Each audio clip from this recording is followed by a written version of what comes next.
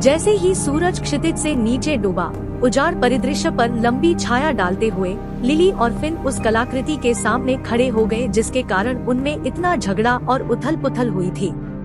इसमें मौजूद शक्ति विशाल और अथाह थी, जो दुनिया को जैसा वे जानते थे वैसा नया आकार देने में सक्षम थी। लेकिन उन्होंने इसके दुरुपयोग के विनाशकारी परिणामों को देखा था और समझ गए थे कि इसे उन लोगों की चुभती नजरों और लालची हाथों से दूर छिपाया जाना चाहिए जो इसकी ताकत का दोहन करना चाहते थे। उनके चारों ओर की हवा पूर्वाभास की भावना से गूंज उठी, जैसे कि तत्वों को उस महत्वपूर्ण निर्णय के बारे में पता हो जो वे लेने वाले थे।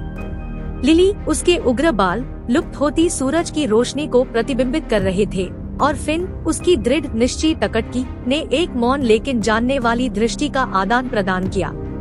वे उन स्वार्थी महत्वाकांक्षाओं से बहुत दूर आ चुके थे जिन्होंने शुरू में उन्हें कलाकृतियों की तलाश करने के लिए प्रेरित किया था। अपनी खतरनाक यात्रा के दौरान प्राप्त ज्ञान का लाभ उठाते हुए दोनों ने पीढ़ियों से चले आ रहे एक मंत्र का जाप करना शुरू कर दिया। शब्द उनके होठों से नदी की तरह बह रहे थे। उनकी आवाजें इस तरह से एक दूसरे से मिल रही थी कि लगभग दूसरी दुनिया जैसी लग रही थी।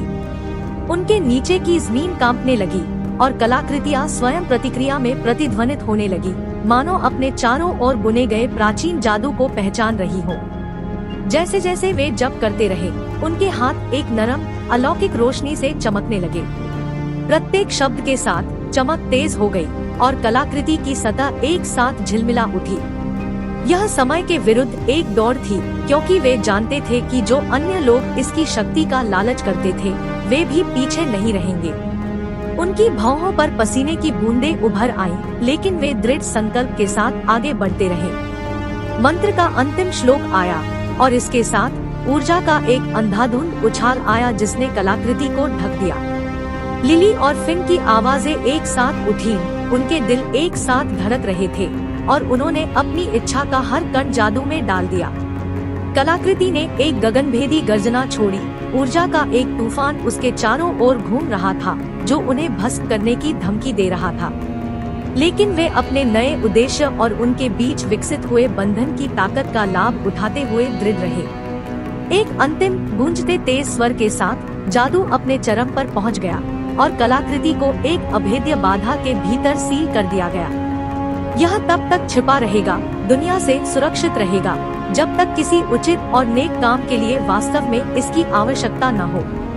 जैसे ही उनके मंत्रोच्चार की आखिरी गूंज फीकी पड़ी, लिली और फिन शारीरिक और भावनात्मक रूप से थककर घुटनों के बल गिर पड़े। उनके कार्यों, उनके द्वारा किए गए बलिदानों और उनके द्वारा हासिल की गई मुक्ति का बोझ हवा में लटक गया। लेकिन उन्हें राहत और उपलब्धि की गहरी अनुभूति भी हुई। उन्होंने वह किया जो दुनिया को कलाकृतियों की विनाशकारी क्षमता से बचाने के लिए आवश्यक था। धीरे धीरे वे अपने पैरों पर खड़े हो गए। उनकी आंखें एक बार फिर मिली, इस बार गहरी कृतज्ञता और समझ के साथ। अपने परीक्षणों की भट्टी में उन्होंने एक अटूट बंधन बनाया था, जो साझा प्रतिकूल परिस्थितियों और एक सामान्य उद्देश्य से पैदा हुआ था। वे निस्वार्थता और बलिदान में मुक्ति पाते हुए स्वार्थी महत्वाकांक्षा के अपने दिनों से पूर्ण चक्र में आ गए थे। जैसे ही वे सीलबंद कलाकृति से दूर हुए, रात के पहले तारे ऊपर की ओर टिमटिमाने लगे, जो भारी प्रलोभन के बावजूद भी धार्मिकता का मार्ग चुनने की मानवीय आत्मा की स्थायी शक्ति का एक प्रमाण था। लिली और फिन को पता था कि उनकी यात्रा अभी खत्म नहीं हुई है, लेकिन वे इस ज्ञान के साथ चले गए कि उन्होंने दुनिया को एक सुरक्षित जगह बना लिया है और इस प्रक्रिया में मुक्ति पा ली है।